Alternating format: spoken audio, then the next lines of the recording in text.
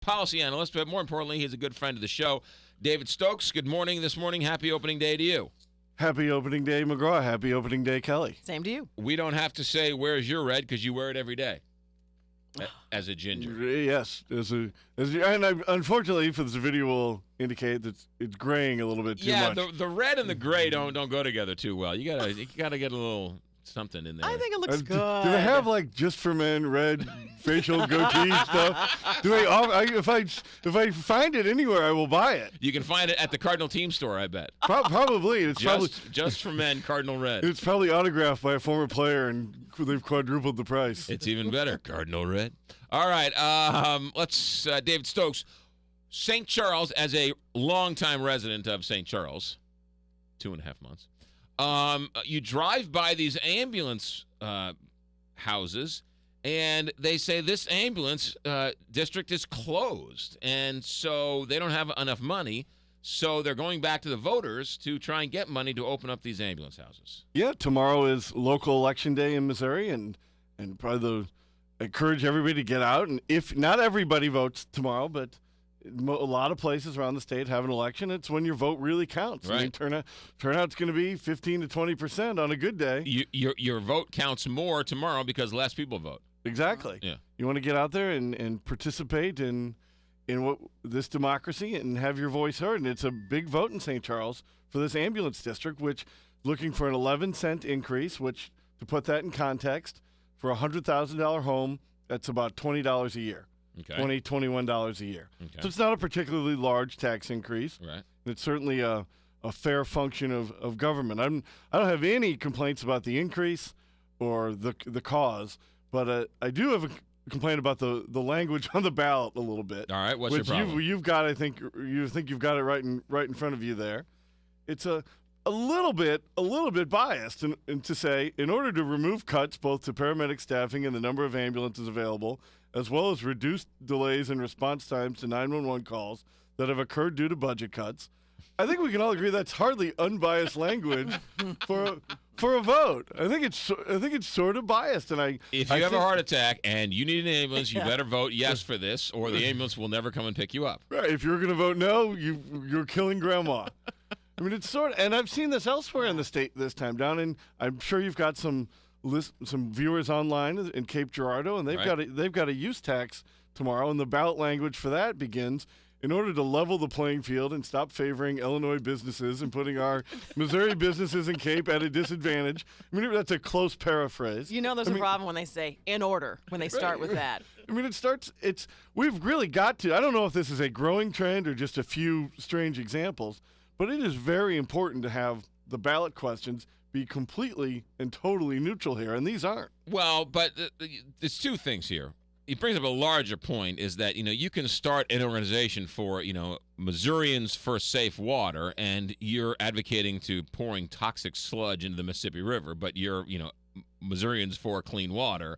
So the marketing angle of your issue is interesting in and of itself. But, no matter how do you say, how hard is it I guess my question is, you have a ballot, yes or no, Prop B or, sales increase. Why not just say, hey, we're going to raise your property taxes 11 cents per $100 assessed value for ambulances? That's really the only way to go about doing it. That's how it should. You could write this for the ambulance district.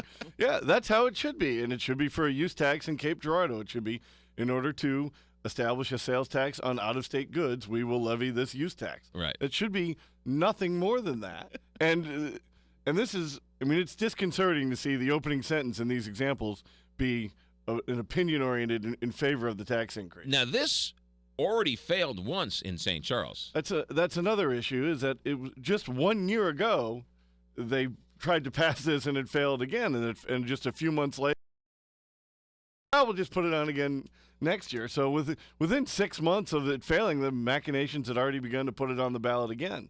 Now, I don't know what the exact time should be between putting it on the ballot again, but I think a year is pretty tight. I mean, the voters just spoke, and now you're just asking them again. Yeah. What's going on in Clayton with that tax thing? Clayton's really heating up. And as much as it is a tax increase, property taxes and sales taxes both, for Clayton, obviously what happens in Clayton affects far broader than just the Clayton area. Right. And it's really heating up as they've got 2 property taxes on the ballot, 2 sales taxes on the ballot. They're going to fund a number of things, including neighborhood roads, the ice rink, expansion to the ice rink, and some budgetary changes in how they fund emergency services. And I think, in my opinion, it's too much, too far, too fast. It's just 4 tax increases at the same time. The one for the ice rink, I think they should be better off following the lead of Forest Park and just outsourcing the management of the ice rink like they do for Steinberg Ice Rink in Forest Park. They've got a sales tax increase for economic development, which will, in the long run, inevitably just mean more tax subsidies and tax abatements, because that's what economic development sales taxes do. Clayton's pretty good about that now. Why does Clayton need a economic development? Aren't they like a thriving community? Aren't they like the most thriving community in the county? They are. I mean, Clayton's a great place. I spend a lot of time in downtown Clayton. I live nearby in U City, and cities seem to believe, and government generally seems to believe, that the government needs to have this active role out there in developing the economy, and it's just too rare to get local officials who think the proper thing, that's staying out of the way, is frankly the best part. And what economic development? It sounds great. It sounds, we're going to recruit, we're going to try and retain. Who's against it? And to that extent, it is fine. But it will, again, inevitably, over time, just mean we're going to use these sales taxes to try and give special subsidies to lure company X here or company Y there.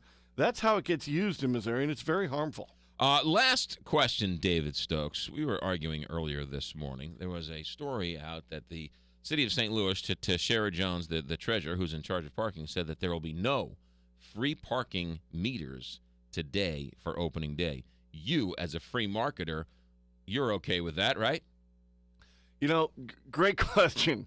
I am okay with it. Parking's not a public good. There's no responsibility for the government to provide cheap parking or to do this. The private sector can provide parking, and as much as when the government does it on streets, the market should set that rate. And right. That said, on a special day like opening day, where many people are by definition going to an event that takes longer than the maximum amount of time on the meters, I do sympathize with a little bit of understanding for people there. Well, but hold on a second. But what about Wednesday's game? Right, Wednesday's game, they have that same meter problem.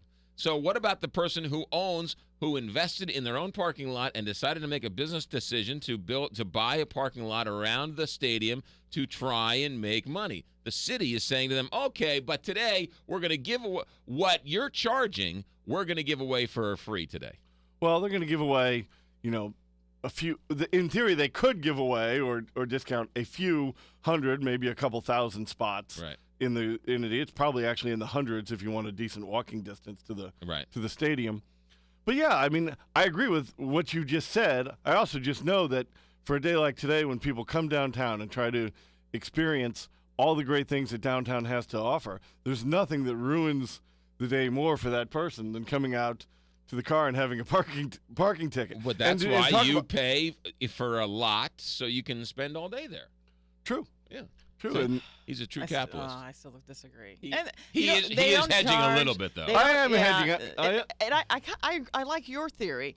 Not all the parking meters have to be free for today, but just those near the stadium. Yes, because that's where if they should be free, they should be free in Soulard.